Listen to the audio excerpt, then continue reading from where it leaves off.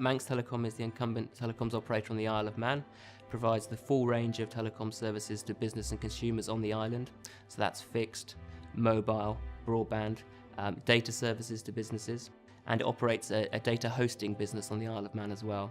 And then it also has some off-island operations where it supplies mobile services to international customers.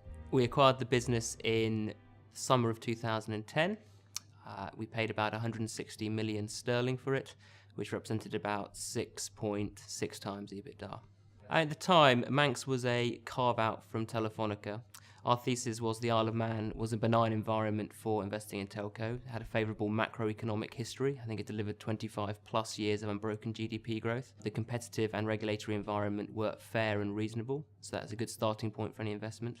Then we saw opportunities specifically around the business to drive revenue growth and margins. The business historically had sat within Telefonica, had moved around various of its corporate owners historically, never really been loved, and we felt that there was an opportunity to carve it out from its main corporate owner, give its management team the independence and the support to go out and manage their business more proactively, which allowed them to drive some top-line growth through their core business lines, a bit of margin improvement in the core business, plus some perhaps more exciting growth in their hosting and off-island businesses. In terms of originating Manx Telecom, one of the things we're hugely fortunate is being in TMT for 15 years, we've built up an extensive industry network of contacts. One of those key contacts was CPS Partners, which is a group of very experienced telecom executives who introduced us to the deal and to management, really pre any process. So we got a very early introduction to Telefonica, the vendor, and to the management team, which allowed us to secure a period of exclusivity that was longer than we might normally expect. I've been with the company for a long time, right since we set it up. So it was my first experience of private equity, and it was actually a good experience. They laid down the strategy right from the start with us and with government, which is one of growing the company in order to increase value. So it wasn't around cutting costs and maximising profits. It's very much aligned to growth. And that strategy was evidenced by we invested in more people, key people. Stuart Paul came in to run the data centre business, and it was about investing in order to get that growth. And over the period of partnership with HG, that's certainly what we did and what we achieved. I think the biggest value had was the support they gave us. They supplied people to run specific projects for us. They also made sure we were very much focused on our key strategy of growth, and enabled us to invest in those areas, encouraged us to invest in those areas.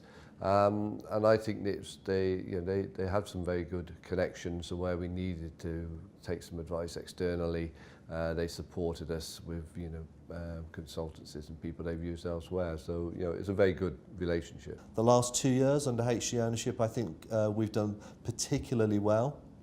We managed to grow revenue for both of those years by 5%, which I think for a telco is pretty exceptional. It's exceptional, and also in difficult times globally.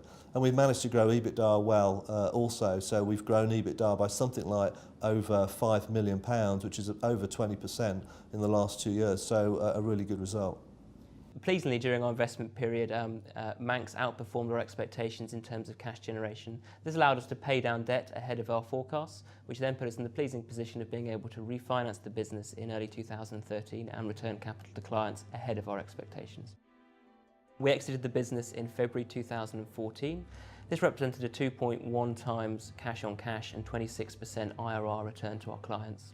We exited the business at an enterprise value of 225 million sterling, which represented about 8.1 times EBITDA. I think there are three things that ultimately made this investment very successful. The first is a good management team that we were able to kind of support, but also to help strengthen, which we did significantly over the first 12 to 18 months of our investment. The second is a business that had been well invested and that was prepared for growth, but where we could bring our portfolio project team to bear to help them really kind of hone that. So probably 2 or 3 areas we could quote. One was really how we helped improve the retail side of the business, which is not normally a focus of HG Capital, but I think our projects team did a great job there. The second is how we helped improve the efficiency of some of the back office operations to give both better customer support and also to improve margins. And then the third is, frankly, the IPO market opened up. And with the IPO market opening up, we had a good business with a great cash flow profile, which we think was an ideal investment opportunity.